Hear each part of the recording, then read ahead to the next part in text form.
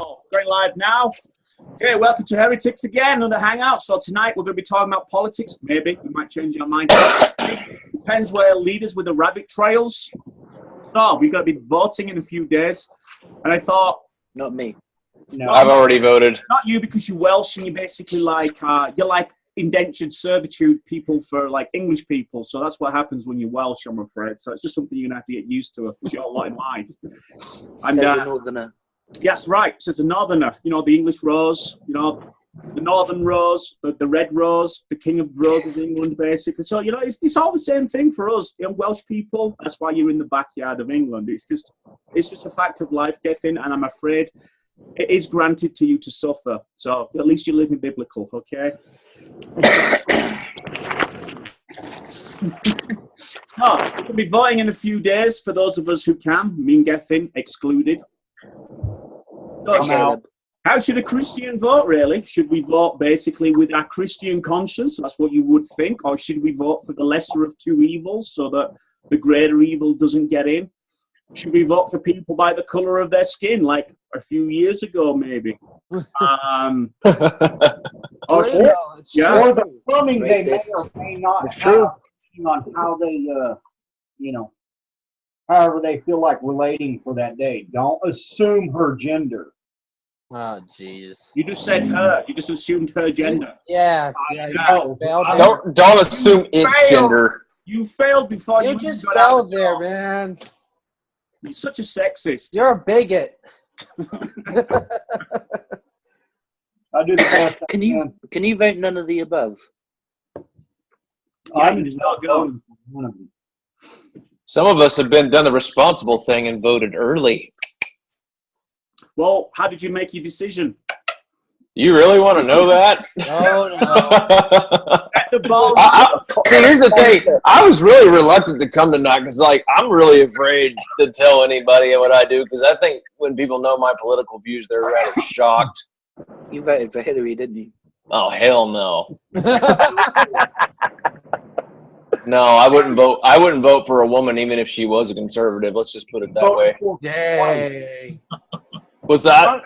Probably voted for Johnson. Johnson? God, closet liberal, dude. No way. All it cares about is You pot. voted for Barack, didn't you? Come on. You voted Obama again. No, definitely not. I think Cy would be a pretty good president. That's right. Make Which one? America Great Britain again. I'd vote for you. Don't make us kick you out of the group again. Hey, better than any of the two candidates right now, though. I mean, sheesh. Ridiculous. So how did you make your decision, Caleb? I mean, mainly, well, that's kind of a loaded question, really, because there's like 10 or 12 factors that really go into that. Okay, well, I'll try to condense it. So, like for me, I'll just kind of sum up where I fall on the political scale. Like, I definitely wouldn't consider myself like a Reconstructionist, so don't throw me in the camp with Jeff Durbin and guys like that. I really don't have. What's that? Durbin's a theonomist, not a Reconstructionist. He's both, as a matter of fact. So I mean, that one. but I mean, yeah. So I don't really pay attention to his camp too much when it comes to that. But like, I guess what you would consider me is I'm definitely on the right end of the spectrum, but I'm further right than most conservatives would be comfortable with. Let's just put it that way. So mainly it's kind of policies for me at the end of the day. So like, who has the best ideas, pretty much, and then like, I mean, the first thing, biggest things for me are abortion and gay marriage. So, if a candidate for me is in any way going to increase that in some way, I mean, that's an automatic no for me. The other thing is like, also like how a person addresses like let's be frank about it, our war with Islam. I mean, that's what it is. We are at war with Islam. If somebody's afraid and kind of dances around that whole thing, then I'm like, okay, so you don't really think we're at war with Islam, so that's a big thing for me. So the question is, what happens whenever you get two candidates that maybe don't address that issue as well as you like? So who addresses it better is kind of the thing for me. So that's kind of how I did it. Wasn't it? Was that? The wall did it for you. The wall did it for me? Around Mexico. That was one of the things, yes. Good guess, Gethin. Good guess, Gethin.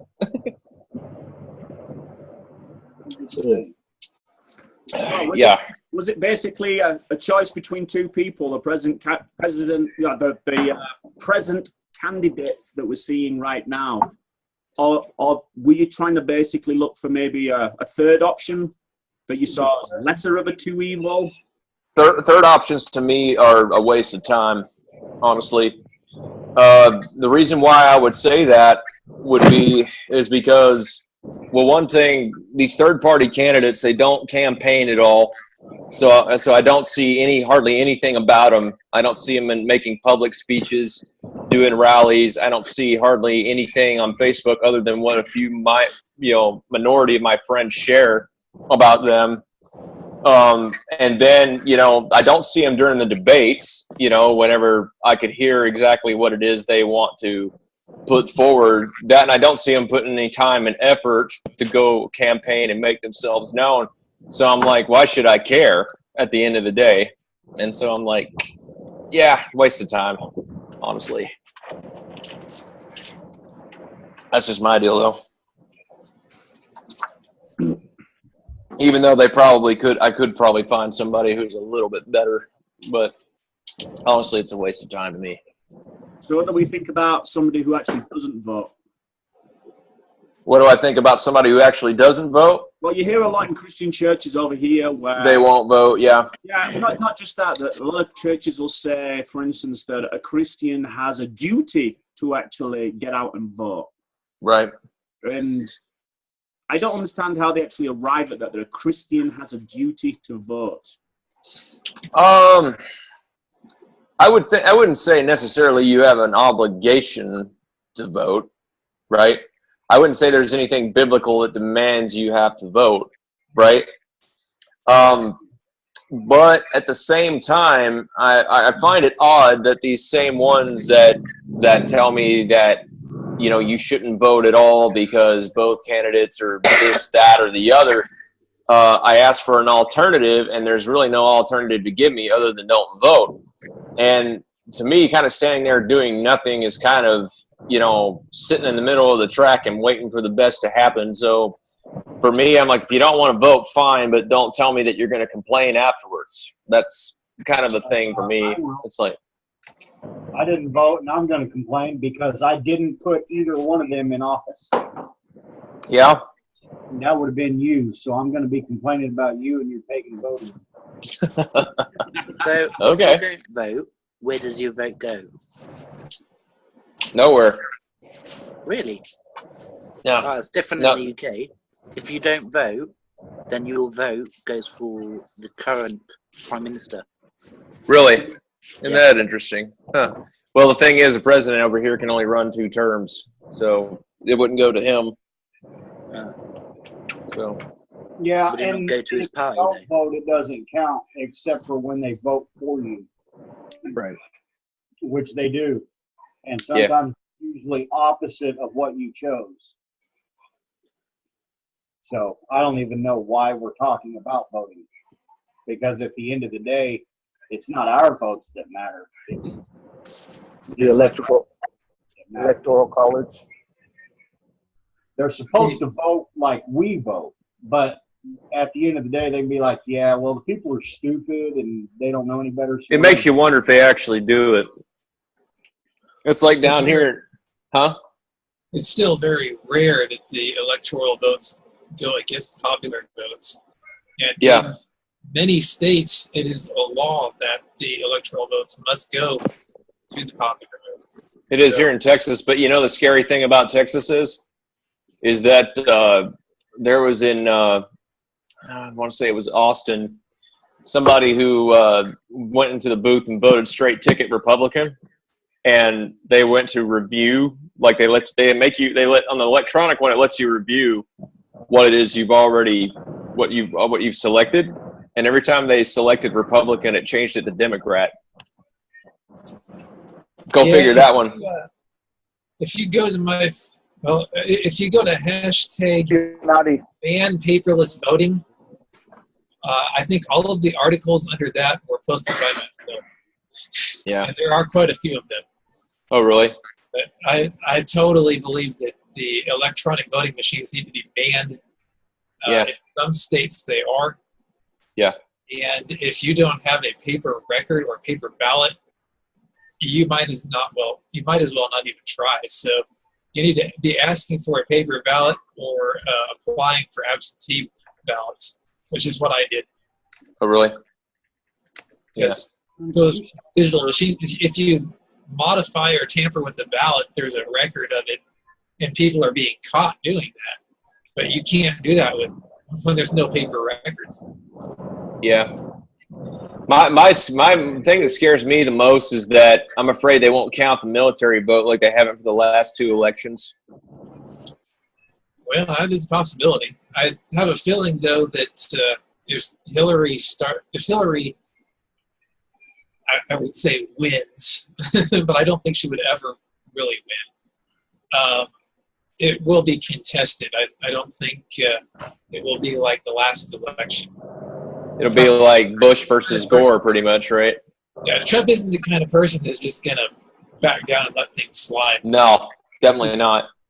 Well, he shouldn't basically back down, because if they're not counting military votes, they're already going against what the Constitution stands for, which is that everybody has an individual right to put their opinion forward in the term of a vote. So that's partly what got Barack Obama elected. Yes, the first time was them one was not counting the military vote. 2 was organizations like Acorn who were signing up dead people to vote and signing up people who didn't care. And thirdly, and I'll say this till the day I die, I don't care what anybody thinks about me. The other reason Barack Obama won for a lot of people is that he was black. Yeah, that's true. It's absolutely true. And here's the thing: the majority of people who voted for him were people my age, who were in college, white guys my age. For a person based on their skin color, then get mad at everyone else saying they're racist. Yeah. It's blatant hypocrisy, and who cares what your skin color is? What do you stand for? Exactly. Yeah, I mean, I didn't think Obama had a chance in hell of getting elected the first time. You guys hear? Yeah, I hear you. Oh. There he is. Oh man. Party's over. Go home. With the thing, I brought company with me this time. Did you? Back You brought who? Pepe? up. Man, he looks real enthralled with the conversation. He hasn't been baptized yet, so. Oh. Problem right there. I'd be upset too. So the topic of today is Sons of God, wasn't it? That's not today. Sons of God, should they be baptized or not? Good question. Okay. I think if a thief can make it in, there's hope for me. No, that's completely different.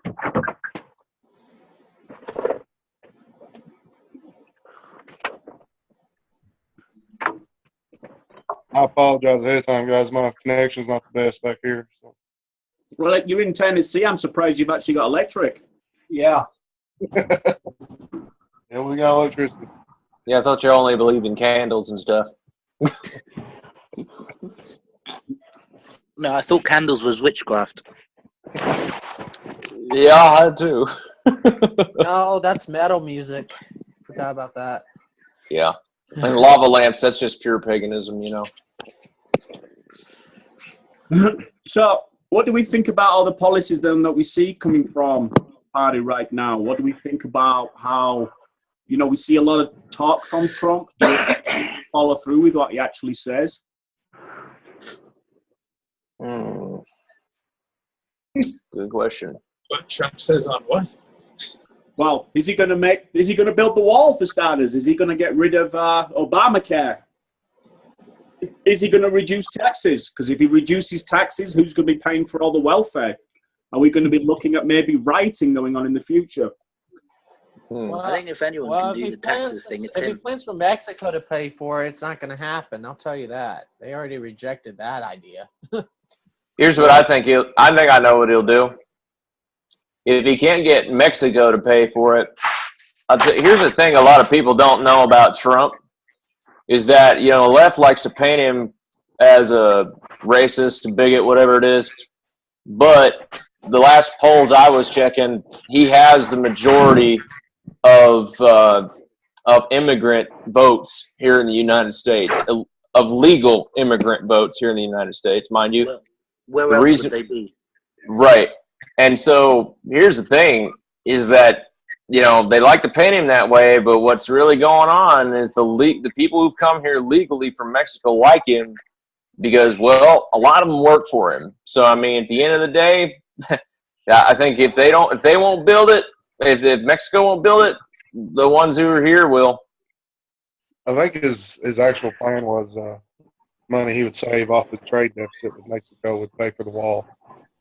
That makes more sense. Good point. Yeah, it's not Well, about right them now, building it. It's about them paying for it and we build it. Great right now job. we are paying billions and billions of dollars in government benefits to illegals. Yeah. And if we build a wall, that cannot cost anywhere near as much as what we're paying every Right year now. for them Yeah. being here. So that is definitely a justified expense. Now, whether or not Trump is actually going to carry out his promises, I have no idea. I think he's a populist, and that he's just going to do whatever is the most popular thing to do at the time. So it's going to depend on what public opinion looks like at whatever season that he's trying to push policies. I would agree with that.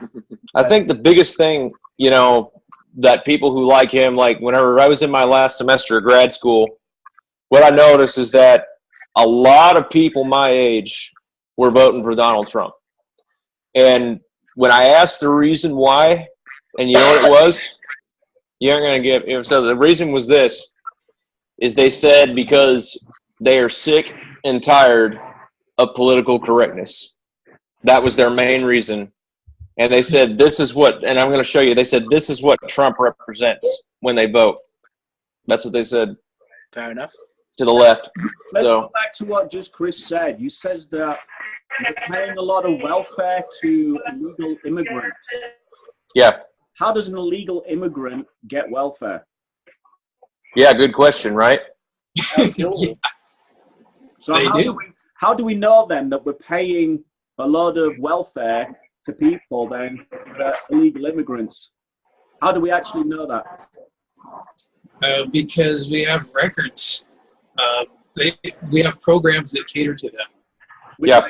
Like what? Because the reason why I'm asking is obviously, you know, when I first came over, I went through the immigration process, and I know that when I became legal, when I was English, they told me that I was not entitled to any welfare at all. Even though I had become legal, it's because I hadn't paid in any taxes or any Medicaid or any of that It was stuff. because you're English. Yeah, exactly. Because it is Yes. because I'm English, because America and England have signed a deal. And what that deal says is that English people can come to America and stay here for 3 months on an English passport. You don't need a visa anymore. But because they've signed that deal, part of that deal was basically you don't get any welfare when you become legal. You have to basically pay X amount of dollars in before you can start claiming welfare. So looking at that there towards me, how does an illegal immigrant get welfare when technically I couldn't get any at all? Illegal Because documents. they apply for the programs and they get them. My dad used to be the state senator in the state of Arizona, and it was a big problem. In fact, we had to shut down a couple of hospitals because they were forced to pay for the care of illegals that would come to their emergency room. And it is just corruption. Yeah. They're going to discriminate against people from developing countries because they do not subscribe to voting for Democrats. Yeah, that's kind of it, you know. And the Democrats are the ones trying to push and increase these welfare programs. They basically want communism. Can I get a bottle of Patron? The small bottle? Yeah, you know, that's kind of like whenever my grandmother's ancestors got here from Ireland, about mid-1800s. You know, the one thing, you know, when they got here, landed on the shore in New York, wherever it was, the one way that You mean you're not they got them, nobody is. but anyway, so the idea is that when they got here, the one way the Democrats got their vote is they went up to my great ancestors and they said, look, you're dirt poor. Nobody will hire you because you're Irish. So here's the deal. You vote for this Democratic senator, this Democratic congressman, whoever happened to be running at the time, and we'll give you $5 to vote Democrat. And of course, you know, $5, man, that's a lot of money back then. I mean, it's kind of the same principle. It's the idea, look, if you vote for us, we get you free stuff. Well, they came from Ireland. You know, they'll take anything for free, even $5. Yeah, of course. But it wasn't free. They had to do something. Well, hey, it's going back to what Chris just said, though, about the hospitals. You know, Yeah. I've seen that myself where they go into the hospitals and Mhm. the hospital, we have this mentality where I'm entitled to healthcare. But at the same time, the hospitals have like a procedure where they say they can't turn anybody away. You know, they're going to do all they can, whether you're legal or not. They're still going to work on you. So Right. can we actually say then that it's the welfare's problem, or the illegal immigrants are doing something wrong when the hospitals are actually opening the door to actually cater to that? They're enabling this kind of problem to go on, rather than saying, look, healthcare isn't something you're entitled to. It's basically, it's a luxury, basically, having healthcare. You don't have a right to healthcare. So is that kind of what we should be saying, do you think? Yeah, I mean, honestly, at the end of the day, Simon, yeah, you're right. It's the enablement that's the problem. I mean, if the enablement wasn't there, you know, then it probably wouldn't continuate and perpetuate and go on. I mean, that's the root of the problem, you know. Well, I think originally, though, the emergency room issue is exactly that. It's an emergency. You know, it is built into the Constitution, the right to live, which has been pretty much thrown out the window. But all that aside, to some degree, yes, you do. But the emergency room's not going to do anything that they can. They're going to do the bare minimum to keep you alive and get you back on track. And quite frankly, I don't see anything wrong with that to begin with. And if you're an illegal immigrant, I don't blame you. I'm not mad at you. But I think the real issue here is there's something else that I don't think we're necessarily touching on. And that is that Get that doggo! Shut up, Rowdy. the system is set up for illegal immigrants. I mean, I wouldn't say for illegal immigrants. What it's actually set up for is to divide and break up the home. You get more money by being a single mother with more children. I mean, you get like $1,000 a year for each kid. So think about that. You know, they become paychecks, and it's better for you to get rid of the man. You know, and I think this is where feminism has ultimately failed, because it's not. I'm getting off track here, but you see what I'm saying. Yeah, I kind of follow what you're saying. And what I'm kind of seeing myself is that, we look at things like the welfare state. These were all things that were started basically by the church, I would say. And the church was in charge of all these things. So, the church basically had its authority in God. Now what we're seeing is that the government has stepped into the place of God, set itself up as God, and these people are relying upon the government to do that. And they've taken over the things like the welfare. The only issue there I'm seeing, though, is that the government who sets themselves up as God is also the ones distributing all the welfare. Statism. Yeah, so they're appealing to people's emotions in a way is what I kind of think's going on rather than common sense. All the welfare. People oh, we've got to go out and help all these people. But at the same time, they're doing like what I call speaking out of both sides of the mouth. They want people to be poor and we'll look after you. But at the same time, we want ingenuity to try and make America great again. But they're creating a slave system which is inhibiting that ingenuity that we kind of need. So I think it's a decent thing for like the hospitals to step up and give this kind of healthcare attitude. But when healthcare becomes instead of a nice gesture, a band of concern, like the Good Samaritan kind of a thing, right. When it goes from there to where it's saying everybody's entitled to it, I think is a very thin line. Right, to yearly prostate checks, mammograms, things of that nature. Abortion. Paying for your abortion. Yeah. Exactly. I mean, what? Birth control, yeah. Healthcare. Abortion's not healthcare, so that's why I left that out. But the reality is that the only way there can be affordable healthcare is in a free market. You can't have affordable healthcare and a single payer system. It's literally impossible, because what happens is that when the system fails, there is no one else. And despite what they say, too big to fail, they said that like 2008. The reality is, had that been 10 years earlier, no one would have said that, and they'd have been like, too bad, you should have managed your business. And there will be someone there to pick it up. And what a free market is ultimately going to do is it allows people to not choose the higher option and choose the lower option. They get to choose their services. They get to choose who's providing the service. Can't even choose that anymore. If you do a bad job, guess what? You don't get $15 an hour.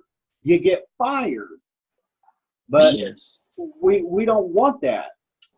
Yeah. We think we're entitled to the American dream. We're not entitled to the American dream, and the American dream isn't you're promised anything. The only thing you're promised is you get to try. What you earn is yours. And that's actually biblical. It is. Anyone says. Socialism's theft. From Scripture. Yeah, and just maybe this would be a good time to segue. I don't know, but since we're on immigration and welfare, things like that, as bad as the welfare thing is with illegal immigration, things like that, I think the other thing that's been a real big talking point in this election has been the mass migration of Syrian, primarily Muslim refugees into this country. That's been a big one. And that's a serious issue. It's a very serious issue. Publicly, they say we can vet them; it's no problem. But when is exchanging emails and actually talking about it, they know there's no way that they can. And on top of that, they're actually taking our tax money. Okay, so we want to talk about lowering taxes. Well, where's all that money going to come from? It's going to create a deficit. False. You stop spending money you're not supposed to be spending, and you use the money you have for what you're supposed to do with it. But the system is designed to be in debt. That is the design of the system. We have to have an issue to resolve. We've always got to have that. But it goes back to, you see, I'm all for immigration, obviously, because I am basically I'm a Mexican ginger Welshman from England, so I'm very pro immigration. So Wait, can you repeat that? Mexican what? I'm a Mexican ginger Welshman. So Yeah, I am pro immigration as well. I just don't approve of illegal immigration of people who should not be here. yeah, I understand that. See, the thing is that I wasn't a legal immigrant. I was here legally. Then my visa ran out, and my terminology was an illegal immigrant, but I was legally allowed to stay. So I was basically a walking oxymoron. now I'm just a moron. Yeah. So the thing is, like, we used to have an influx of ideologies. You know, we used to have all these. They used to come in, and we had all these ideas that used to battle each other. And I think, you know, America was basically built upon all these immigrations coming in. That's what America is. It's like the melting pot of all this stuff. I think what we've got, though, is we've got a government that's trying to shut down the foundations of America, you know, the Constitution, the Christian principles. These were the ideologies that basically destroyed everybody else's ideology. And what we've got now is we've got these ideologies coming in, like Islam, for instance. We've got the Christian one being shut down, not taught in schools. It's being ridiculed and mocked. It's being denigrated to a stupid fairy tale. So we've got this one worldview that basically can destroy all other ideologies, that's been ridiculed so much that all the other ideologies now are rising up. And I think we're starting to see the result of all this coming out right now. You know, we've got like my wife, she's Armenian. She lived in a big Armenian, like it was like a village. A bunch of Armenians lived all together, had their own Armenian church. They're Middle Eastern, you know, they came from near Turkey, so they have a bit of a Muslim mentality about them than the typical Middle Easterners, but they integrated in society, you know, they contributed, some of them fought in the world wars, for instance, for America. What we're seeing now, though, is there's this kind of mentality where people are coming over and it's very anti-American. Yeah. And it is basically to destroy America from the inside. So how would we go about vetting somebody like that? That's the problem, Si, is that I think this whole idea of a melting pot of ideas is ultimately what got us here. And this is kind of where most conservatives think I'm too far right for my own good. But kind of here's the idea. Whenever you invent a nation that's built on the tolerance of ideals, and then potentially those ideals being applied to society, it's eventually going to come back to bite you. As you rightly said, Islam is now becoming a domineering force in the West when it hasn't been in the grand scheme of history for the last, 1300 years, right? Yeah. And so what's happened is our own policy, this idea that we can just have a bunch of people from all over the world, they can bring some of their cultural values with them, and we can take the good stuff from it or whatever stuff we want, and then we can mix it with what we got now. That's hogwash. It's absolutely hogwash. I mean, if you look at the history of the world, nations that have lasted thousands upon thousands of years, England, the Romans, Mongolia, what have you. Okay? I mean, they all had a core central idea that they identified with as a culture, right? That's what they promoted in public. That's what they promoted in private. And generally, for the most part, it had to do with your religion, for that matter, right? So, I mean, so the idea is that the cultural norms, which were usually built upon the religion of whatever the country had to be, was practiced, promoted, encouraged in the public sphere. And then not to mention the churches or whatnot would also promote those kind of ideals on the spiritual level, right? Yeah. So you kind of had this complementary culture in that way, where everything was geared towards whatever ideology you held, whether that be, Western Christianity or that happened to be, Islam in the East. But the problem is, like you said, it's come back to bite us. This idea that, we can have this multicultural country where people who hate America or who hate, the values that we've promoted for the last 2 centuries, and they can just live in peace with us, and we can and then we can just let them live here. Forget it. It's not going to work. I mean, because you're providing tolerance for evil, essentially. You're providing tolerance for something that's going to shoot you in the foot eventually. But America, A good way of vetting the Muslims coming in is if you get some domineering women asking them personal questions and then seeing how they respond to those women. Yeah. In a bikini. Yeah. Well, a proper Muslim would either ignore them or just go at them. Yep. Yeah, and that's the other thing, Gethin, is that one thing they don't realize is like for up until 1950 in America, and see, this is one of those things they bury.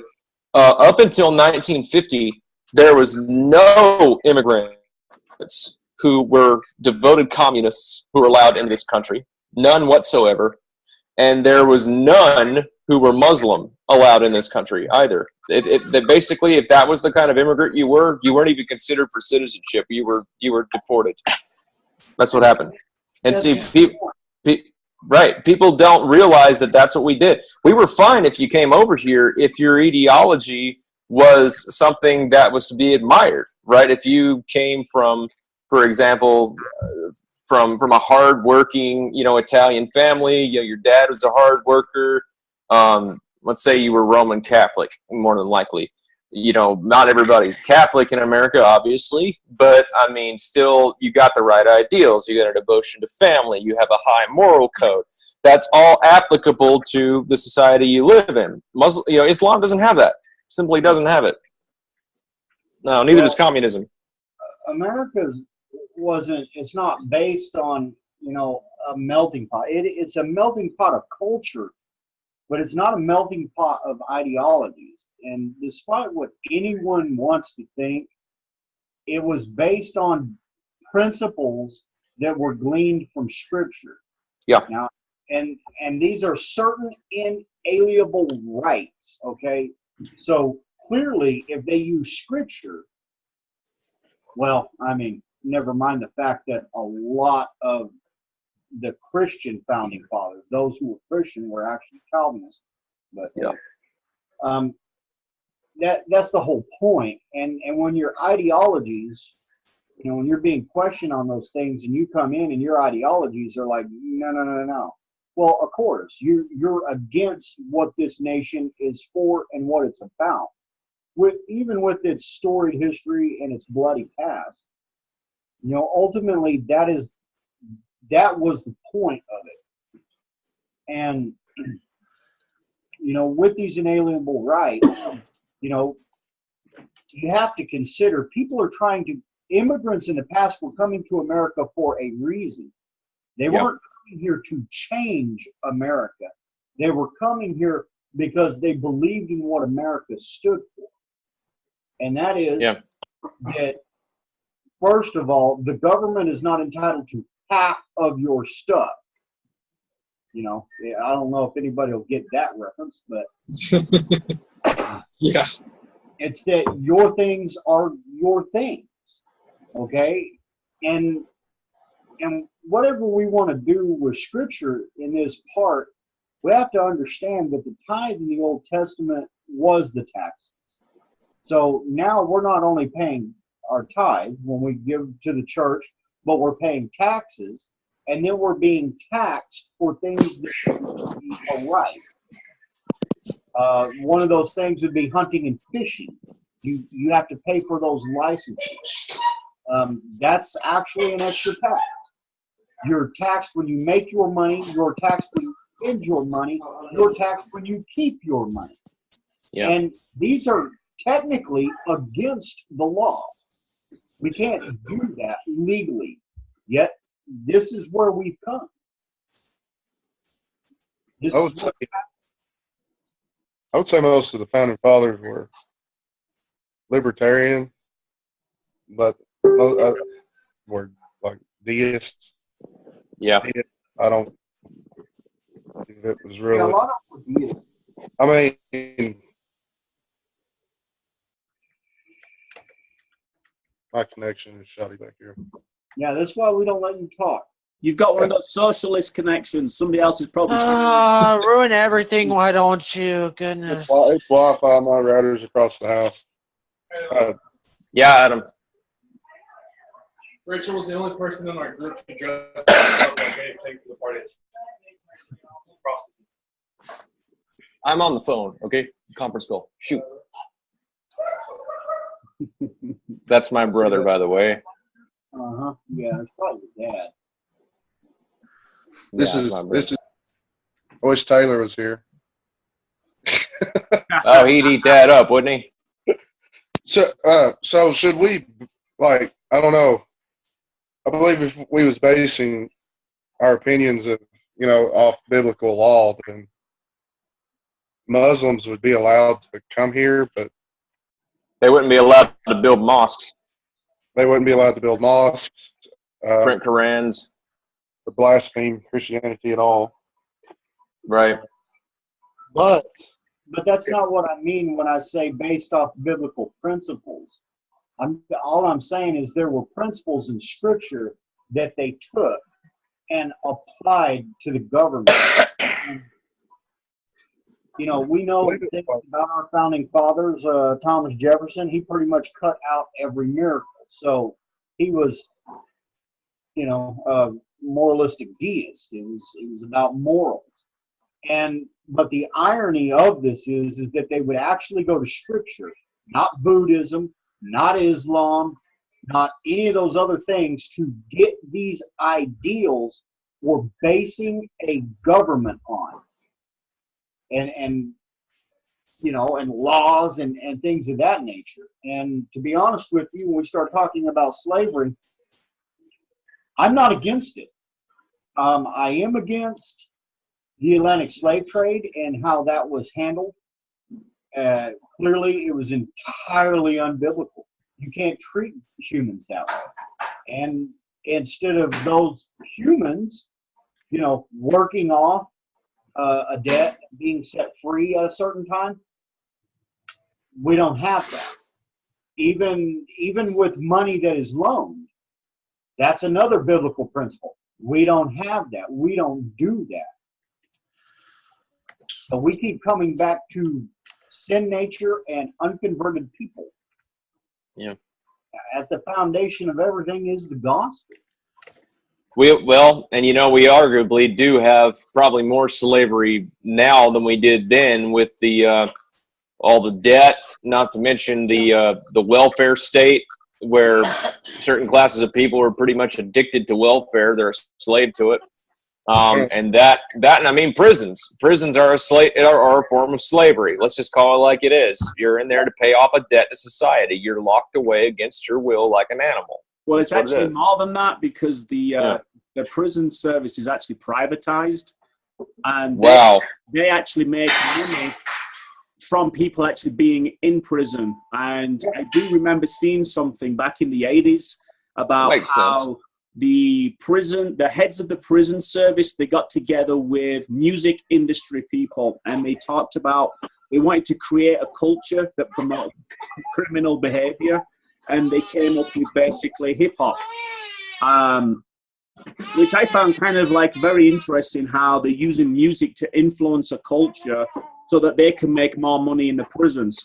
Because I think they get I can't remember what it is, it's something ridiculous, but they get paid X amount of dollars for every person that's in their prison from the government. That's what I can't be paying. So again, that is another form of slavery. It's a slavery again to like a culture.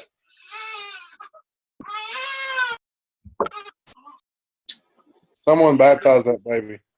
That's interesting. It's Gethin's baby. It's probably not even saved like Gethin. Probably. And we do, like you said, we do have a lot of slavery. Slavery has evolved. We're not seeing basically like the Atlantic slave trade like we used to do before, but we are seeing like welfare. you know, it's a common knowledge. You vote for the Democrats, they'll keep paying you welfare because they're all about the welfare system. Whereas the Republicans, those evil Republicans, want to take away what you're entitled to. That's kind of the narrative, yeah. And you know, and the thing is, I think this form of slavery works better because people don't know they're slaves. No, but they're rewarded for being a slave. You know. That's right. That's right. And it's just the numbing effect. Yeah. And it just gets more and more, you know, like Obama came in, everybody gets free Obama phones now. And it's like, what? Yeah, what's next? Yep. Well, and I would actually Obamacare was Obama net. that the Atlantic slave trade, historically, we've seen that kind of slavery. I would say it existed in Egypt. I would say it existed in Rome. It existed in the 1700s with the Barbary pirates. And it still exists in other countries today. It still exists in Muslim countries, 120 million slaves. Yeah. Yeah. But it's more kidnapping, I think, as far as biblical law. The slave trade that went on in early America was more along those guys biblically should have been dealt, you know, on Mosaic law at least, they should have been dealt the death penalty. Slave traders of that day. We got to be careful to distinguish in case any liberals are watching this and they come to Chase's house and on for, you know, supporting slavery. I stand on God's word, man. And the reality is we've already stated, everyone's already a slave to begin with. They're a slave to their own sinful nature, or they're a slave to Jesus Christ. And a slave to the system as well. Yeah. Well, and Kim Rohrabacher actually makes the connection between the mark of the beast and statism, which was a very interesting take, and I see where he's coming from. I personally hold the view that the mark of the beast is sin. It's a sin nature. That's my me too. But he draws that up because that's exactly what we see governments doing consistently. We don't have to go too far back. Nero, Domitian, everything about them was their own law. I don't think Nero necessarily made people worship him like Domitian did. No. I think they both did. They viewed themselves as gods. You know, that not in the biblical sense, as in you're in a position of authority, but gods as in actually immortal and deserving of worship. Mm-hmm. And the head of state would be the false prophet, the state would be the beast, and they are empowered by the dragon. And we see this consistent. Hillary! That's Hillary! Well, I mean, think about it. Everything that we've talked about, what has the government been working towards? And I've been honest with you, can't really let the Republican Party off here because they consistently fold. So it's like, yeah, you say this, you do that. You're no different than the Democrats. Yeah, and you hit it on the head, Chase. Like, you know, if the conservative party, so to speak, wanted to change anything, I mean, how many conservative presidents have we had in office already that still haven't ended abortion, that still hasn't ended gay marriage? I mean, this is, the senators and the congressmen too. In all honesty, though, we haven't had enough conservative presidents in office since gay marriage became a thing. True. But I mean, Bush, could have ended abortion with his 8 years, but he didn't. And that's what's going to happen when you don't get an actual Christian in office. But even at that, the government is specifically set up so that no one person can have the power. But what do we consistently see? We see Obama. Do it. I'm going to make it happen anyway. We've got him on video saying that, and he knows he has to have Congress's approval, yet somehow he doesn't. That's Executive order. illegal. Yeah, that's what Lincoln did to us. Can you actually name the last time you had a Christian in office? I don't think we've ever had a Christian in office. Ever? No. Never. I know John Quincy. He was definitely a Christian. You sure? Yeah, from a lot of stuff that I've read about him, I would definitely say he was a Christian. John Quincy. John Quincy Adams? Yeah. The grandson of John Adams? Yeah. No. I mean, great beer. Only Christians can make great beer. Yeah. I mean, I don't know. I mean, I really can't say which one was truly. I know Washington definitely wasn't Freemason and a deist. Jefferson, I mean, come on, really? Guy who cut up his Bible, really? And, I don't know. I can't really. And we know that we had 29 signers of the Constitution. 29 of them were basically Calvinists. I just don't know if any one of them ever became a president. Yeah, and here's the thing. People are going to say I'm crazy for this, but okay. I mean, I would. Probably are. Yeah, I probably am. I mean, right. I mean, you don't necessarily. I mean, here's the thing. As much as I would love to see a Christian candidate win, a truly Christian candidate win, I don't think you necessarily have to have a person who is a Christian to be an effective president, if you know what I mean. So that call me crazy. That means we have You're to crazy. become post-millennialists and basically wait for the the Christian government. Yeah, I think this is where the post-millennialists to me really butt heads right here. Yeah, it's just I don't see. I mean, there's no qualification for a president that has to be of one religion than the other. Like I said, I would prefer if he was a Christian, a real Christian, not just one that is nominally Christian, which I think is what probably a lot of our, quote, Christian presidents have been. But at the same time, if the guy is willing to uphold the Constitution, he understands the Constitution, but let's say he happens to be a deist like George Washington. I don't see why he couldn't be an effective president at the end of the day. Well, the reason why I ask is whenever any president's running, Hillary or the Whig man Trump, any the Whig man, even Obama himself, he's a Muslim. They always play the Christian card. Sure, they do. Which says to me that there is still a good Christian majority that they have to appeal to in order to win. They're still playing the Christian card. Yeah, I mean, I would say the Christian majority. They always play the Christianity. They claim to be a Christian. Mostly evangelicals and Catholics, but yeah, I mean, come on, Tim Kaine. Don't forget Mormons. And Hillary Clinton claims to be a Methodist, which makes total sense. I'm serious, I mean, yeah. I mean, it's just kind of. I guess there's those evangelical Christians, who, or even Catholics for that matter, that appeal means something to them. It's kind of like whenever the one thing dispensationalists want to know is whether the president will defend Israel or not, because they think if he doesn't, we're screwed. Whether what? I would say at this point, What did you say? true. Go ahead.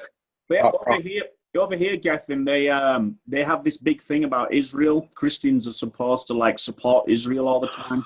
It's not something that we see really in England a lot. Y'all are smart. But it's part of if you support Israel, then you're saved. If you don't, then you're not saved. Yeah. Yeah, but it's kind of the opposite over here. Yeah. In the UK now, there's really anti-Israel. Yeah, it's pro-Palestinian. Yeah, it's. I wouldn't say I'm for Israel. Rubbish. Yeah, I mean, there are more Palestinian Christians than there are quote unquote Israeli Christians overall. So I don't really see that as a bad thing at the end of the day. I just find it most fascinating that the Antichrist gives us a microchip, but a nation that is literally Antichrist is God's chosen people. Well, we know that the microchip is basically in your hand. The on your microchip forehead. is bull crap. Yeah. I'm Yeah. sorry. It's stupid. It is stupid. I mean, it's just the whole dispensationalist thing. Illuminati. It's just something to make people scared and get schizophrenic. That's It all. is, and here's the We don't have a microchip in our hand next to our head all the time, do we? yeah, and I mean the other thing is that if it's a daggone microchip they put in your hand that's supposed to make sure you're eternally damned from there on out. I mean, well, why don't you just pull it out? You know what I mean? My friend Cut your arm off, My friend, he kept saying, "Oh, I had visions of someone putting a microchip in my hand," and I'm like, "Dude, you're crazy anyway."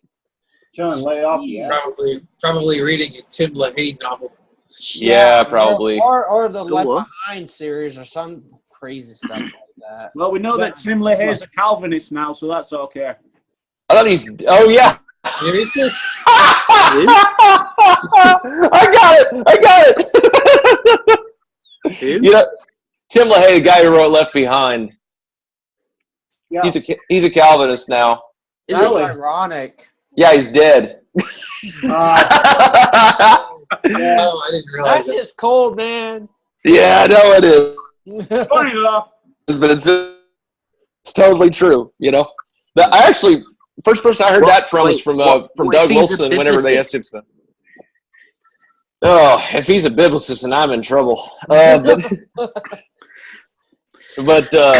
yeah, it's kind of this mentality over here with especially. I think I would dare say that most Christians over here, which majority probably is evangelical Christianity. Most of them probably are pre-mill dispensationalists. So, I mean, they really sway the vote in favor of Israel quite a bit. And unfortunately, it's simply not true. And as Chase said, they're an antichrist nation who has some of the most liberal laws concerning abortion and gay marriage. They murder Palestinian Christians every day. Just stuff that, is just blatantly wrong. But for some reason, it's seen as totally okay and the biblical thing to do to support a nation like that. But I want to touch on something right quick. Technically speaking, and just like the Eucharist has been stolen from us by Roman Catholicism and morphed into something it's not, that's the same thing with evangelism. Evangelism and Arminianism cannot go together. Yeah. It can't go together. They are diametrically opposed. And granted, even back in the day, in Warfield's day, people were arguing that, no, we can be evangelicals. And they had one of their top scholars write out a systematic theology saying, no, these are not the same and they can't go together, but we'll just have to live with that. So in other words, they're a walking contradiction. And that's what most American evangelicalism is. It's not evangelicalism. It is a lie. Yeah. And I'm sure that'll probably get me in trouble with a lot of people. But, it is what it is. So basically, then we should be judging candidates by their doctrine, then. Is that what you're saying? Yeah. What if they don't? So what if they don't have any doctrine to begin with? We shouldn't be voting at all, then? Think of, let's put it this way, are we still on presidents and Christians? Say what? Presidents becoming Christians? I'm voting none of the above. Now, hold on. What did you say? I said, who's talking, me or You. Are we still on the subject of presidents becoming, or Christians becoming presidents? Well, we're actually about Christians and how they vote for a president. I personally, because this is the system we have the option to levy a vote, which we pretty much believe actually makes a difference. I'm glad Chris said what he said about that. There actually are laws in some states, but not all, where the electoral college has to vote the way the popular vote did, but that's not a law in every state, and I think that's illegal as all get out and should be. Excuse me. When you consider the fact that you're getting a Christian president are almost non-existent. If that was to happen, I would almost say call it a miracle and add it to the scripture. Hell, I'd go post-mill. I was just going to say, think of it like this. We're never going to have, I don't believe we'll ever have or ever will have a Christian president or any major politician. Because you got to think of some Christians and think of them running for president. Think of somebody telling the truth and preaching offensive. The gospel is offensive to most people. Yeah. And they're trying to get the popular vote. It's not going to happen. And I mean, I agree with you. But as far as I said, if the world hates you, remember it hated me before. So I mean, I don't see how we're going to get love from. They have to appeal to man. They have to appeal to the world. You can't serve two masters. So I see it as an impossibility that a major politician can be. I mean, I could see a politician becoming, somebody becoming a major politician and then being converted, but not not being converted and working your way up the ladder. I don't see it. That's the only mandate that Christians have, to pray for our leaders, and a lot of people miss this part of the passage. They go, see, God wants to save everyone. I'm not going to go into that here, but the passage says so that we may live in peace. That's where the passage is going there, that we may live in peace. That's why we pray for our leaders. But a Christian needs to vote according to their conscience. And, I personally, I've never voted because I don't have anything to vote for. Give me something to vote for. Me, the wall. For other people, like Chris and Caleb, okay, they vote. Well, and Simon doesn't count. They vote, okay, and I understand that, and I'm perfectly fine with their vote. I don't see how anyone can be a Christian and vote for Hillary Clinton. I'm sure there are saved people who have, and I think that's unfortunate. With Trump, okay, yeah, I get it. He's like, what, on his third marriage, okay? So he didn't keep that contract, or that covenant.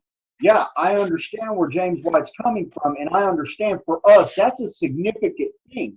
But for the world, that's not a significant thing. But other things are pretty significant to him. Like Trump becoming president for the purpose of protecting his pocketbook. Okay, so what does that mean? That means for us that we don't become even more enslaved. We don't become more burdened. We actually have someone in office who's concerned and cares about this nation in particular and the lifestyle that has allowed us to live in peace. I disagree with his stance on abortion, obviously. But, that is what it is. I mean, it was a Republican Supreme Court that voted in favor of. What are you going to do? We can't get rid of abortion with legislation. It has to be by the preaching of the gospel. But if we actually look at that, though, public opinion's got to change. Yeah, it has. But then if we look at it and think, well, we've got to start voting for Christians to get them into office so we have a Christian nation, are we really chasing a theocracy? Sort of. But as we know from Scripture, we know that theocracies never work. Yeah, that's the thing with me, dude, is that, you know, I have a problem. Now you're going to really get on me for this, but generally I have like several huge problems with our Constitution and with republics and democracies in general. I think they're just horrible forms of government at the end of the day. Well, I like what Churchill says, that democracy is the worst form of government apart from every other form before it.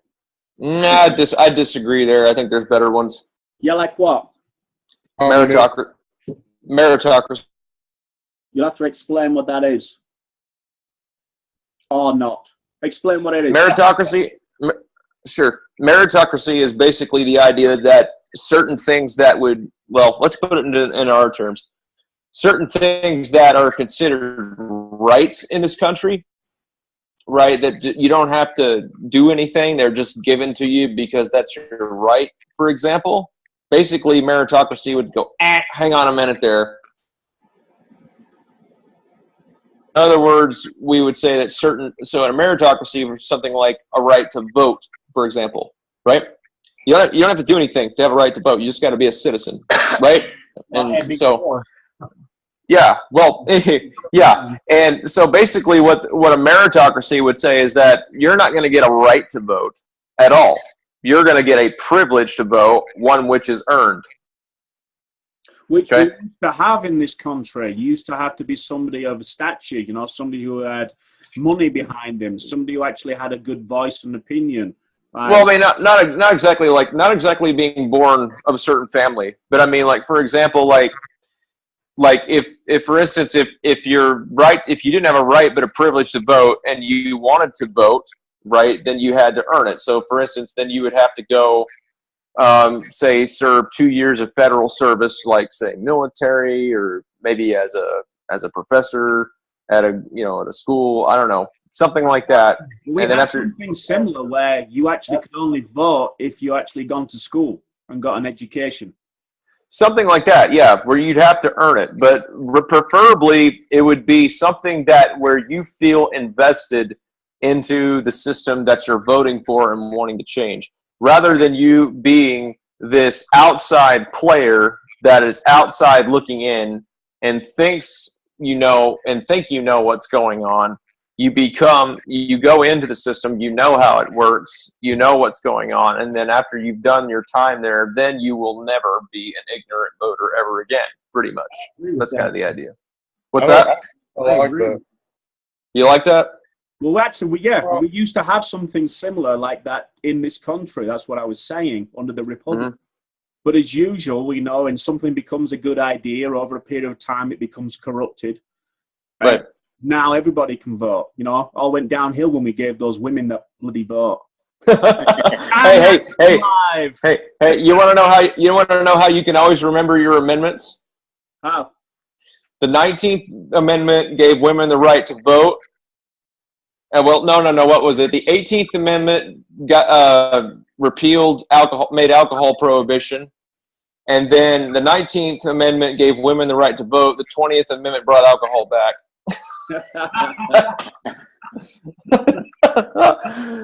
Yeah, like the educated thing. I mean, there are a lot of smart people. You know, you got to think of the farmers.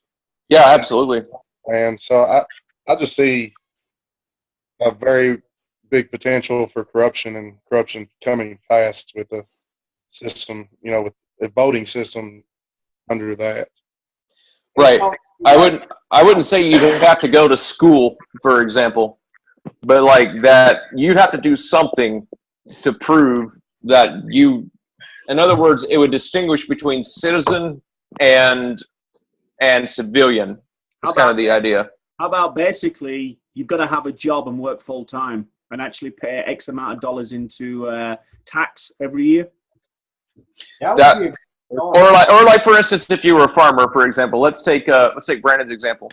So if you were a farmer, for example, and you work, he mentioned a farmer a while ago, right? So I mean, say you're a farmer, you've been raised to be a farmer your whole life, and you wanted to earn your right to vote. so for instance, you do say you wanted to earn that, and you could work, say, for the Pure Food and Drug Administration, right? You could know what it goes into from the time you harvest the crops to how to make sure that they're all approved, for human consumption, things like that. You work there a couple of years, you get your right to vote. So that's kind of the idea. Some sort of federal service. Simon's idea of taxing, like you pay your taxes and you get to vote, could be abused because people could buy many, many votes by paying lots and lots of taxes. Well, no, you'd only get one because you have a voter ID. Yeah, that would be the ideal. I mean, let's face it. In this they would twist you don't have to have an ID to vote, but you've got to have an ID to make you get a driver's license. I have to have an ID to drink. Yeah, exactly. I mean, it's ridiculous. I have to have an ID to go to work. Yeah, that's true. I've got to have an ID on me all the time because I have a green card, and it's illegal for me to leave the house without a green card. So I have to have an ID all the time. But to pick somebody who's going to run the biggest country in the world, that's stupid. It just makes no sense at all. It makes zero sense. Yeah, you have to have. You do in Texas. You do in Texas. You do. That's the way it should be in all the states, but here it's not. Yeah. But yeah, I mean, that's kind of my ideal thing. So yeah, I think democracy is pretty bad, honestly, because honestly, it ends up becoming my wisdom versus your wisdom, and then I can be an authority. All I have to do is do a Google search. I don't think democracy is bad itself. It's the way it's been set up in the UK and America, especially the way of voting. It's messed up. Well, we're not a democracy over here. Well, I say we're not. We're meant to be a republic, but it's actually a democracy. We are now. Yeah, the idea of a republic is it's been gone for quite a long time. Well, here's the thing, Simon, is in the grand scheme of history, republics haven't lasted more than 200 years, and usually they devolve into a democracy, and then after that, it's anarchy. Socrates, one of the Greek philosophers, this is what he said about democracy, and I tend to agree. That democracy, he says, democracy destroys itself because it abuses its right to freedom and equality, because it teaches citizens to consider audacity as right, lawlessness as freedom, abrasive speech as equality, and anarchy as progress. Yeah, that's pretty spot on, I think. Yeah, I mean, that's the thing. And when you look at the Athenian democracies and all the other places that tried democracy, I mean, they all descended into anarchy eventually. People just ended up killing each other because that's like Socrates was saying one time that he would rather be a philosopher in a monarchy than a democracy. You want to know why? No. Well, you're going to find out anyway. So he said he'd rather be a philosopher in a monarchy because there are those in power that are recognized as authorities, whereas in a democracy, everybody is their own authority. Yeah, which is basically, hey, you scream the loudest over here in a democracy, and that's exactly right. Yeah, that's exactly right. And yeah, so that's yeah. So it still didn't answer the question, though. Like, should we actually be picking and voting as Christians those who are closer to a Christian understanding? Because let's face it, Trump's not a Christian. Hillary definitely. Yeah, I've never. So we're kind of screwed in a technical. Yeah. Well, I think we've been screwed for a long time, but I mean yeah, I mean, I think we should vote for somebody who obviously espouses Christian, something that furthers Christianity, in the public sphere. But I mean, when was the last time we saw that? Honestly, it's kind of like, I love my theonomist brothers, I love my Reconstructionists, but man, sometimes I think they're living in a pipe dream. Honestly. Yeah, and then you look at people like Ted Cruz, who claims to be a Christian, but obviously he's got his Seven Kingdom Dominionism, whatever it was. And we know that he was definitely name it and claim it. We know that Ted Cruz was that. I think. Well, was it? That sounds like Trump, honestly. No, Trump's the Armenian version of Reconstructionism. Trump is more like name it and buy it. I think he's actually part of the NAR is what I actually think it is. I thought. Yeah. I do know that Trump was his dad? Part of he I think admitted or something that he was under a name it, claim it pastor, something like that. I had Kenneth Copeland and all those plays over him. That was a big red flag for me, honestly. And then he don't care as long as they vote for him. Yeah, well, of course. My main problem with Trump is that he's very selfish. That's my main problem with Trump. He's going to do what's in Trump's best interest. And That's right. Not going to care about the American people. And the only claim that I get irritated at is when people claim that he's a racist. Yeah, he's not a racist. I don't care what anybody says. Trump is not a racist, but he is a narcissist. Sure he is. That is what he is. Name one president who isn't.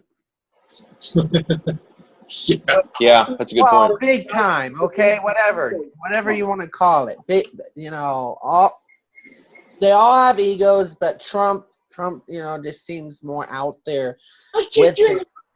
But I will say this though, compared to Hillary, like most leftists, sees America and its citizens as enemies. Yeah. That's what Trump does not see that with people. He's a businessman. He's a pragmatist. He sees potential, Granted, yeah, I can see that, and I understand that, he's kind of not run all of his, casinos well and all of that. But sure. No one's going to be perfect. No one's perfect, and, things go up in smoke. Right. But the thing is that Trump has said things. Hillary has actually gotten people killed. So yeah, over 30 of them. Yeah. Yeah. So when it weighs out, although I'm not totally comfortable with Trump, I'd rather vote for Trump than someone that's basically a murderer. I don't think Hillary actually sees us as enemies. I disagree with you on that, because an enemy would mean to see that we're somebody who's powerful and sees us as a threat. I think she does see us as threats. I think she sees us as a tool to be manipulated in order to. Well, that's what I mean. That's what I mean, Simon. That she sees us as chattel to get her agenda passed. In other words, the idea is she sees this as easy to control. She thinks we need to be controlled. She wants to take away our guns. Yeah, exactly. If you don't see that's not somebody a sign of an enemy, because an enemy is somebody who's just as powerful as her. And we're I not. don't care about the guns. No. You don't care about the guns? In the final analysis, at the end of the day, no, I don't. Why not? Well, mostly because I'm a Christian. What the hell does that have to do with it? What are you talking about? Yeah, seriously, dude. Like seriously. You want to know what it has to do with? What? It has to do with I'm ready to go. The person who's trying to kill me, they're probably not. I don't know what will happen, how much time they'll have. I don't know how God's going to operate in their life. So I'm ready to meet my Lord and Savior. I'm ready to go home. Ultimately, like in Acts 8, they stoned me. Hey, man, I'm going home tomorrow. Here's what I care about, and this is the problem. Well, there's a lot of problems with Hillary, because for me, guns is an entirely secondary issue. It truly is. It's a completely secondary issue. But we go back to pray for our leaders that we may live in peace. So when we take away freedom of speech, when we take away the right to proclaim the good news, there is a problem. Okay, there's a lot of people that are going to be tortured and hurt because of something like that. The gun thing, you take the guns away, you're not taking the guns away. All you're doing is making more criminals. Yes. That's exactly right. But I would argue criminals aren't going to turn in their guns. That's ludicrous. But I would also argue you're not going to have freedom of speech, and you're not going to have anything in the First Amendment if you don't have a Second Amendment. Simple as that. That's the thing is, if somebody asked me, if you had to lose the right, would you lose the first or second? I said, I'll lose the first, because if I have a gun, who's going to tell me otherwise? Yeah. And that's just it, though. That's not our mentality. That's not our mentality. Than you, I can kill you, so shut up. That's not how we operate. The only reason Christians even but you come near my family, I will. Is purely protection of the home. And like I said, my home believes in Jesus Christ. We're ready to go. Now, granted, it would be in their best interest to kill me first, because if they touch my mom, I'll give you all a reason why I don't need a gun. You will see very quickly. Chuck Dart. But it's not, it truly is not about that for me. Okay? Look at the Christians, man. Look at the early Christians. What means of defense did they have? Granted, they didn't exactly have freedom of speech either, but there was an allowance there. To some they didn't have swords, though. It waxes and wanes. But it's also a subjugated people. We're not. But in the final analysis, what's not going to happen is it's not going to be one or the other. There won't be one or the other. It's not going to be the Second Amendment or the First Amendment. That's not what's going to happen. We already see the First Amendment being taken down. I mean, it's utterly destroyed. As it originally stood and as it is now, it's, for all intents and purposes, it's gone. Because anytime you say something someone doesn't like, hate speech. Oh, that's true. That's true. Disagreeing. Very true. You see, I actually come from a place, obviously, where we don't have guns. And it's also the exact same place where you can get arrested for repeating word for word what Winston Churchill actually said in public. You're kidding me. No, I'm not. Actually, a guy got arrested for repeating word for word what Winston Churchill said about Mohammedans. So we lost our First Amendment, so to speak, a long, long time ago, and we don't have a Second Amendment, and we are basically chattel over in England. You are told what you can say. Like the council, they don't celebrate Christmas, but they will celebrate Eid, for instance. Yeah. Like we don't have assemblies in the primary schools anymore, unless it's a Church of England school where the assembly sang Christian songs. That's all gone. And we are very much a post-Christian nation. Hence now we have this rise of militant Islam going on in England, where you're seeing 1,500 schoolgirls basically grouped together for sex trafficking in the north of England. That's what's going on a regular basis all the time. You don't. I know a guy who basically got arrested for shooting a 16-year-old kid who broke into his house and started to attack him. He shot the kid. He went down for murder, basically.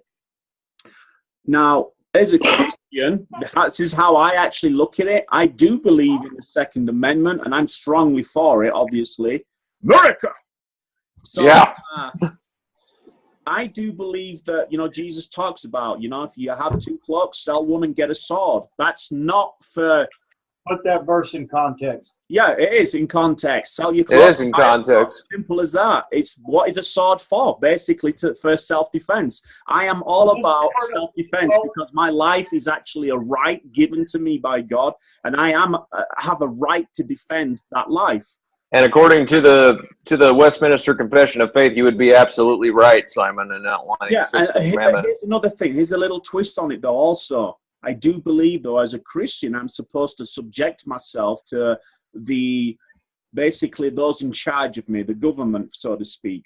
So if the government basically took away guns, I'd have to comply as a Christian. That's how I look at it. You would have to comply? I do believe so, yeah. I don't think so. No, I don't think so for a minute. The 13 colonies didn't comply with the British. Yeah. Why would we have to apply to a tyrannical government when the 13 colonies didn't even do that. And they were primarily Presbyterians too. Yeah, they rebelled. They said we had enough of this. We're done. Time to rebel. You don't have to accept an evil outright government. That's like I gotta accept if Hitler came over and started a new Nazi regime. Well, go far as to say, what do you mean by accept? Because look at the early Christians in the early church. You know, they didn't accept what Nero said, but they were also known as law-abiding citizens. You know, they were probably the most law-abiding citizens out there. Yet the government in charge was pretty evil towards the Christians. Right, but they didn't have a covenantal contract with Rome like we do with our government. Exactly. You know, we don't have a covenantal contract with our government. Yeah, we do. The Constitution. They've already violated that. Of course they have, but we haven't. But I didn't make that contract with my government. Your ancestors did. So blame them. My ancestors did a lot of wrong things too. The situation is my highest authority will always be God's word. It's sounding suddenly. What? I agree with Simon Ben's position. I do. I don't agree with the verse he used. I used to use that verse too. It's not saying what we think it's saying. It's just not. We can get into that somewhere else.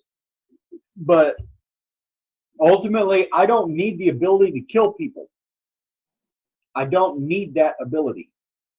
What I need is I need to proclaim the gospel. This is how people are saved. I am not against the death penalty. I'm for the death penalty. I'm for obeying the government in as far as I can be faithful to God. If I have to violate God's commands, the government can never be above God's word. And I think a lot of people on the other side misuse that too. Well, it says obey your government leaders. Yes, within a context. So you would not agree that the ability to defend yourself is a God-given principle? I didn't say that. So, well, the thing is, I have to have a gun to do that. You do? Actually, yes, I do. You don't need a gun to have the ability to kill somebody either. I mean, what's that? Of course you don't. No, you don't. You can kill somebody with your fists. You already sure have you can. the ability the Old Testament doesn't say anything about guns in defending your home. You don't have to have a gun. You don't even have to have a sword. Mine does. People had, though, handheld weapons back then. I mean, come on, the application, most people use is a gun at the end of the day. Unless you get that New American Revolution Bible. That's what I've got. Trying to send us a secret message. No, if the government tomorrow came for my guns, I would fight. Simple as that. That or die trying, one of the two. All right, hold up. Yeah, me too. He's a ninja. You got to give me 1 second. I got to check stats, but. Oh, here we go. Here we go. Because. Hey, I've got a lot of pillheads that live around me, man. I got to have something to run them off at least, make them dance and get out of my yard. Because, I mean, we got people's cars broke. I live out in the country, and there's a lot of heroin addicts and pillheads. I got to have something because I can't have people coming up to my house acting crazy when I got my According to the FBI, knives or cutting instruments are the most used to commit homicides. Blunt objects is pretty large. Well, I don't want to fight the guy on equal terms. I want to put him down. No, there are no rules in fighting. I remember. There's no rules in fighting. I mean, you come at me with a knife, I want to have my 40 caliber, man. That's it. In England, we don't use knives or anything. We use bottles. And I remember, like in a bar fight, I hit this kid on the back of the head with a bottle. And he go down? No, he just turned around and looked at me, and I thought, I'm gone. Yeah, I'd have been gone too, Simon. There's nothing wrong with knives. Yeah, knives are pretty Check dangerous. it beside the bed. So Yeah, and it's, you know, the thing is with that, you don't know. We just had somebody in the local utilities place. He knifed a guy 9 times. Yeah. But you're not allowed to carry any kind of weapon to defend yourself. But a knife you can sneak in quite easily, you know. And that's the thing, you know, Simon, is that the thing is, you know, gun laws are not going to protect anybody from, you know, that restrictions are not going to protect anybody from criminals, because criminals get them illegally to begin with, most of them. And that and the other thing, and if my government goes criminal, what do I do then? Too late. They already went criminal. Yeah. Well, yeah, exactly. But I mean, what if it gets so bad, that my government just decides to come in and says, you know what, we don't think you should be able to homeschool your kids. They should be in public school, learning that feminism is good, LGBT is perfectly normal, abortion is not murder, stuff like that. And you know, I'm sorry, if somebody come to my door and did that, I'm gonna be there armed, waiting and say, no, sorry, you're not taking my kids. That's the end of the day. They're mine, and you know, you can leave or you can stay and fight, but you know, that's your option. I totally agree. I'm gonna defend. Yeah, I'm gonna defend my life, my property, and my family till I die. You know, that's it. The problem with that is you don't have what it takes to go up against the government. I can try. Enough people, man. We got Try. Millions of other people do when they get together and they're all armed. The government twice before doing something like that. Yeah, they do that, but they own our communication. The first thing I'm doing is smashing that phone, brother. Yeah, there's other ways to communicate. But yeah, dude, I mean, have you ever seen Citizens AR-15, SKS, AK-47? They can go the best of the best with some of what the government has to offer. And these good old boys who live in the South that have been hunting their whole life, they are crack shots, man. And some of those guys, you know, had to hunt only using one bullet because they couldn't afford the bullets. I mean, they're better shots than most police and most military guys. Yeah. I mean, that's also the same argument that the Americans used against the British. How could we go up against a trained? And it worked, didn't it? Yeah. Because their deer rifles could pick a redcoat off it further apart than a regular could standing in a line shooting at somebody. Plus, all the British wore red, you know, like Simon. Yeah, exactly. They give away targets with my flag.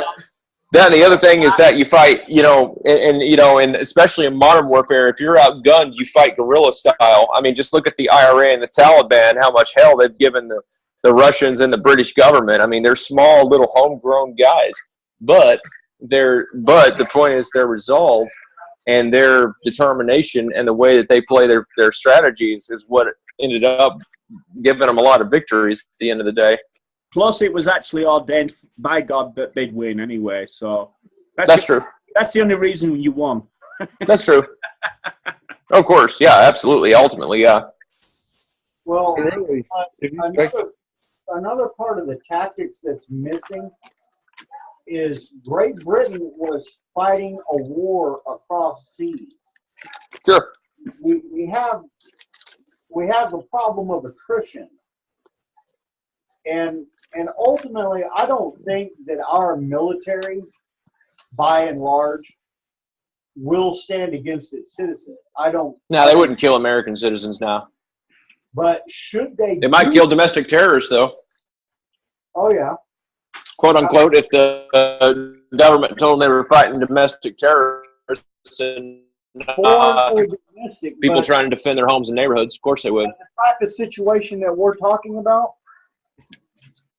it wouldn't it would fall apart, because after about the 50th neighborhood and hearing the outbreaks all across the nation and you're literally killing your neighbors, it would either have to be ultimately a civil war where all these good old boys who are supposedly Christians have to choose between defending their nation against any threat, foreign or domestic, which would be the government in this case, or obeying the government and killing innocent citizens who are literally trying to defend their rights.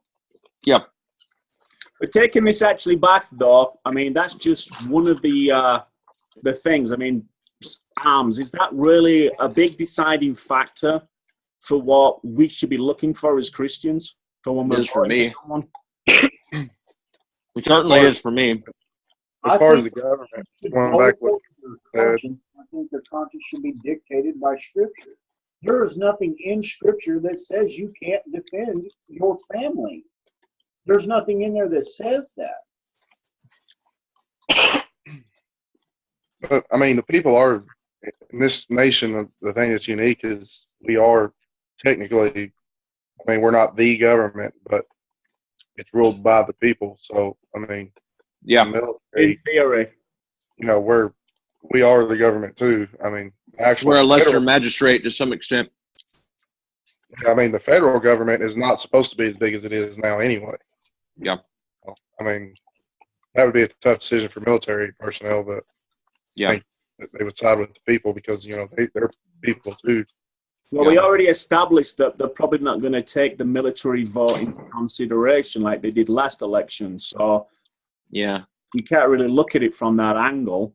So that just kind of leaves the lay people, me, you, and people who do HVAC for a living, you know, those kind of people, you know, the peons. Yeah, pee on me, pee on you. Yeah. Hey, I'm going for my electrical license too. I'm qualified, so. Show off. Oh, that's cool. Hey, guys, I hate to cut it off early, but my wife's calling me. I need to get out of here, but good conversation. I'll catch you up next time. Well, let's watch close the rest it of out because, I mean, we're about an hour and a half into this. We might as well close it all out right now then. All right. So I prayed last week, so who's praying this week? You always say that. All right, Chris, well volunteered. Yeah, I'll let Chris do it. Evil Gingilla.